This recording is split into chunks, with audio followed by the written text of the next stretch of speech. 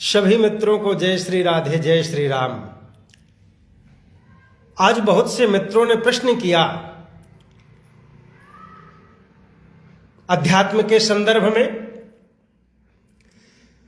किसी ने परब्रह्म परमात्मा के अवतार के विषय में, तो किसी ने घड़ी के संदर्भ में, तो किसी ने सनातन धर्म के संदर्भ में, क्योंकि प्रश्न कहीं से भी उत्पन्न हो सकता है और कोई भी कर सकता है। अब यहां पर यह समझना है अध्यात्म में अध्यात्म क्या है और आध्यात्मिक विषय क्या है, आध्यात्मिक मंथन क्या है। अध्यात्म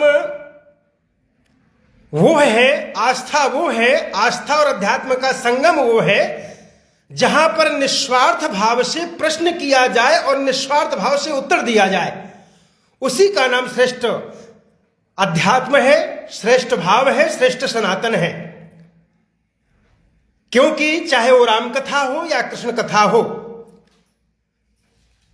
श्रोता यदि निस्वार्थ भाव से उसको सुनेगा, ग्रहण करेगा, राम कथा को या कृष्ण कथा को, तो मोक्ष का अधिकारी होगा। उसको पूरा फल, संपूर्ण कथाओं का फल, संपूर्ण अध्यात्म का फल तुरंत मिल जाएगा। और यदि वक्ता स्वार्थी है और श्रोता स्वार्थी है तो गड़बड़ हो जाएगा।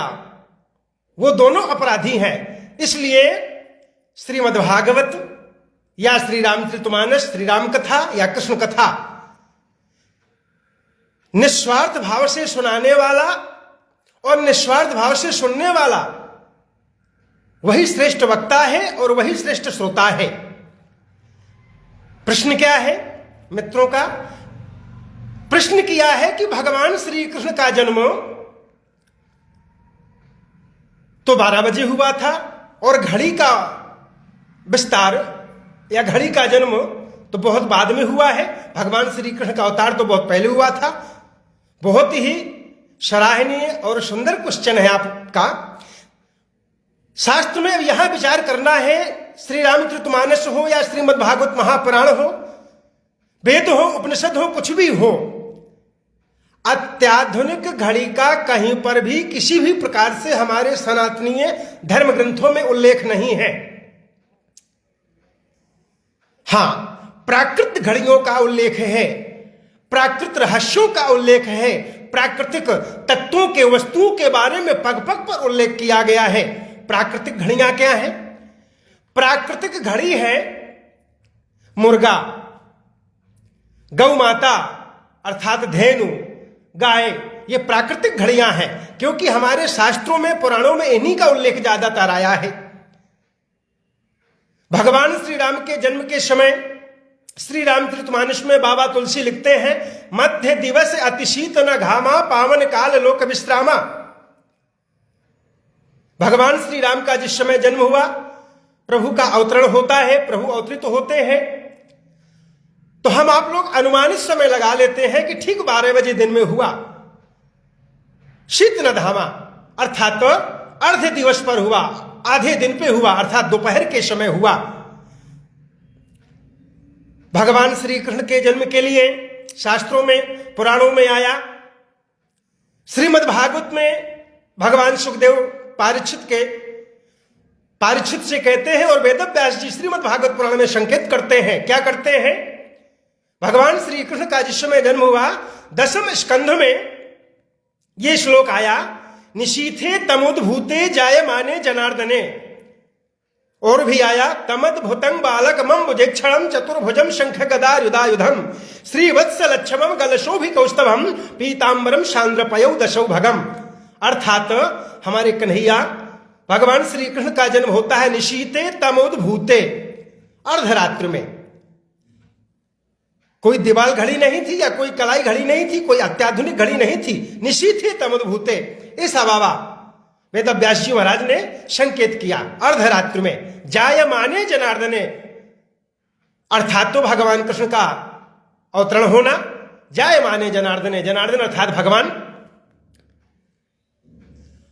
और तीसरी बात, तो भगवान श्री राम के जागने का समय बाबा तुलसी संकेत करते हैं श्री रामचरितमानस में कि भगवान श्री राम कब उठे, सोकर कब जगे। तो धर पे अत्याधुनिक घड़ी का समय नहीं था, अत्याधुनिक घड़ी उस समय थी ही नहीं। ये घड़ी तो हम आप लोगों की बनाई हुई है। कौन सी घड़ी का उल्लेख आया? बोले गुरु से पहले जगतपति जागे राम सुजान, अरुण शिखा धुनिकान। अरुण शिखा, लाल शिखा कलगी किसकी होती है? मुर्गा की। तो ये मुर्गा, गाय, ये प्राकृतिक घड़ियां हैं। भगवान श्री राम का जागना तब होता है जब मुर्गा बोलता है, और मुर्गा ठीक ब्रह्म बेला पर बोलता है। हम आप लोग अनुमानित समय लगा लेते हैं कि 4 बज गए, प्रातः 4 बज गया। अरुण शिखा धुनिकान, जिस समय मुर्गा बोला उस समय भगवान श्री राम सोकर उठते हैं। तो ये प्राकृतिक घड़ी है। ऐसी घड़ियों का उल्लेख आया है हमारे सनातनी धर्म ग्रंथों में। श्री जानकी जी का विवाह कब हुआ?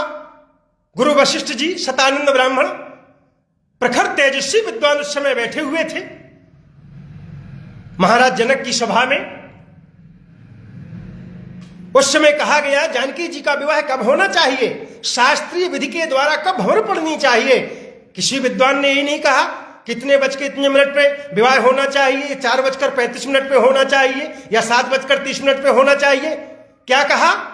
धेनु धूरी बेला विमल सकल सुमंगल जान। जिस समय गौएं हार से गांव की ओर आती हैं उसी समय जानकी जी का विवाह होना चाहिए।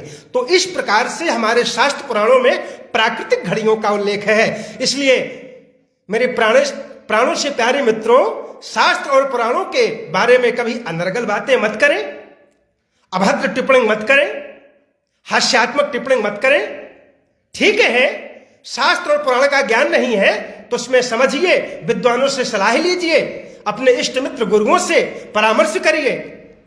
मैं कोई विद्वान नहीं हूं, मैं तो आप लोगों का प्रेमी हूं और आप लोगों से प्रेम करता हूं, आप लोगों का मित्र हूं। जय श्री राधे, जय श्री राम।